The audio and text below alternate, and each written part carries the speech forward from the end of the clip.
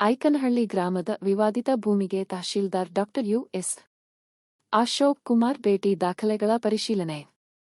ಕೆಆರ್ಪೇಟೆ ತಾಲೂಕಿನ ಕಿಕ್ಕೇರಿ ಹೋಬಳಿಯ ಐಕನಹಳ್ಳಿ ಗ್ರಾಮದ ಸರ್ವೆ ನಂಬರ್ 127 ರಲ್ಲಿನ ಭೂಮಿಗೆ ಸಂಬಂಧಿಸಿದಂತೆ ದೀರ್ಘಕಾಲದ ವಿವಾದದ ಹಿನ್ನೆಲೆಯಲ್ಲಿ ತಹಶೀಲ್ದಾರ್ ಡಾ ಯು.ಎಸ್.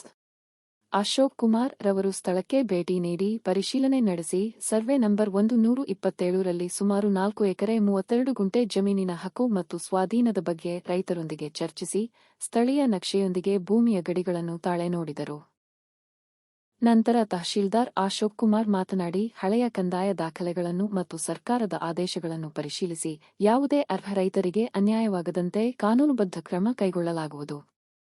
ದಾಖಲೆಗಳಲ್ಲಿನ ಲೋಪದೋಷಗಳನ್ನು ಸರಿಪಡಿಸಿ ಶೀಘ್ರವೇ ವಿವಾದ ಬಗೆಹರಿಸಲಾಗುವುದು ಎಂದು ತಿಳಿಸಿದರು. ಈ ಸಂದರ್ಭದಲ್ಲಿ ಕಂದಾಯ ಇಲಾಖೆಯ ಅಧಿಕಾರಿಗಳು, ಗ್ರಾಮ ಆಡಳಿತಾಧಿಕಾರಿಗಳು ಹಾಗೂ ಗ್ರಾಮದ ಪ್ರಮುಖರು ಉಪಸ್ಥಿತರಿದ್ದರು.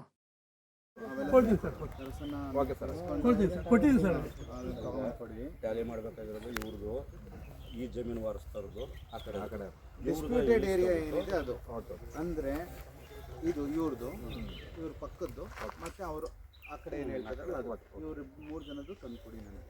ಓಕೆ, ಈಗ ರೋಡು ಆಗಿದೆ, ರೋಡು ಸಮಸ್ಯೆ ನಾವು ಆಮೇಲೆ ನೋಡುವ. ಯಾಕೆಂದರೆ ಈಗ ಆಗಿರೋದನ್ನು ನಾವು ಡಿಸ್ಟರ್ಬ್ ಮಾಡೋದು ಬೇಡ, ಎಲ್ಲರಿಗೂ ಒಂದೇ ಥರ ಇರಬೇಕು. ಒತ್ತುವರಿದು ನೋಡ್ಕೊಳ್ಳೋಣ, ಆಮೇಲೆ ಏನಾರು ಇದ್ರೆ ದುರಸ್ತಿ ಮಾಡುವಾಗ ನಮ್ಗೊಂದು ದನ ಕರ ಹೊಡೆಯಕ್ಕೆ ಬಿಡ್ತಾಯಿಲ್ಲ, ಒಂದು ತಿರ್ಗಾಡಕ್ಕೆ ಬಿಡ್ತಾಯಿಲ್ಲ. ಆಯ್ತಪ್ಪ. ಈ ದಿನ ನಮ್ಮ ಕಿಕ್ಕೇರಿ ಹೋಬಳಿ ಐಕನಹಳ್ಳಿ ಗ್ರಾಮದಲ್ಲಿ ಏನು ದೇವರಾಜು ಕರಿಯನ್ ಅವರ ತಂದೆಗೆ ಗ್ರ್ಯಾಂಟ್ ಆಗಿತ್ತು.